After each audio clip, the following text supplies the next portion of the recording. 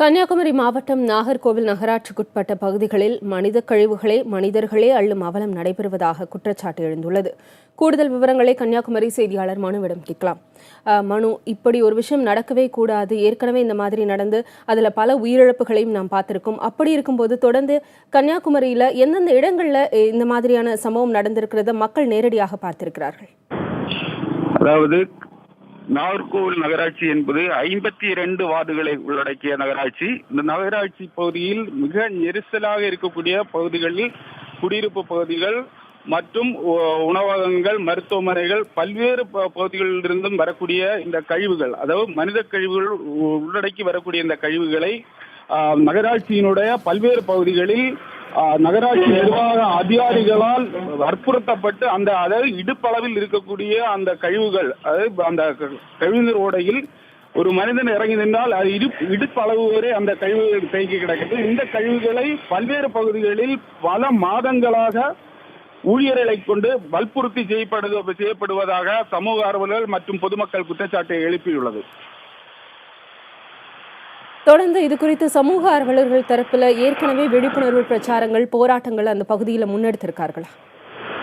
அதாவது இது குறித்து நகராட்சி நிர்வாகத்துக்கும் மாவட்ட நிர்வாகத்துக்கும் சமூக ஆர்வலர்கள் பொதுமக்கள் சார்பில் பல்வேறு புகார்கள் கொடுத்திருப்பதாகவும், அவர்கள் இது சம்பந்தமாக, அதாவது மனித கழிவுகளை மனிதரை அள்ளுவது குறித்து பல்வேறு போராட்டங்கள், அதாவது இந்த மாதிரி நிகழ்வுகள் நடைபெறாமல் இருக்க இதை தடுப்பதற்காக பல்வேறு கட்ட போராட்டங்கள் நடத்தியும் மாவட்ட நிர்வாகமோ நகராட்சி நிர்வாகமோ எவ்வித நடவடிக்கையும் எடுக்கப்படவில்லை என்ற குற்றச்சாட்டும் இந்த பகுதி மக்கள் மற்றும் சமூக ஆர்வலர்கள் எழுப்பியுள்ளது. மனோ, அந்த காட்சிகளில் பார்க்க முடிகிறது. அந்த பெரியவர் மனித கழிவுகளை உள்ளே இறங்கி சுத்தம் செய்கிறார். நீங்கள் அவரிடம் பேச முயற்சி செய்தீர்களா? அவரிடமிருந்து ஏதாவது தகவல் பெற முடிஞ்சதா? அவருக்கு எத்தகைய வற்புறுத்தல் இருக்கு அப்படின்னு ஏதாவது தெரிய வந்திருக்கா? அதாவது இதுபோல் கழிவுகளை அள்ளக்கூடியவர்களிடம் நாங்கள் நேரில் இந்த இது சம்பந்தமாக கருத்துக்கள் கேட்டோம். அவர்கள் மறைமுகமாக கருத்துக்கள்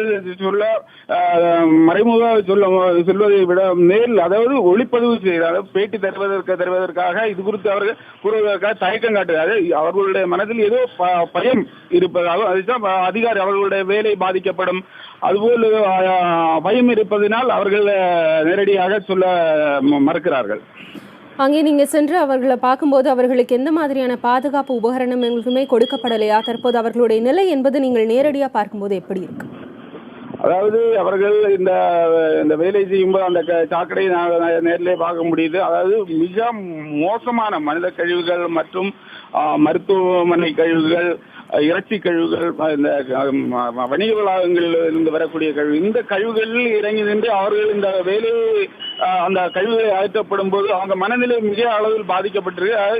இதே ஒரு வற்புறுத்தலின் பேரில் தான் அவர்கள் இந்த வேலையை செய்வதாக எங்கள் பார்வையில் தோற்றமளிக்கிறது. ஆயிரக்கணக்கான மக்கள் செல்லும் அந்த சாலையில இப்படி ஒரு நிலை ஏற்பட்டிருக்கு. நகராட்சி நிர்வாகம் நிச்சயமா இதை கவனிக்க வேண்டும். அடுத்த கட்ட விவரங்களுக்கு மீண்டும் உங்களை தொடர்பு கொள்றோம்.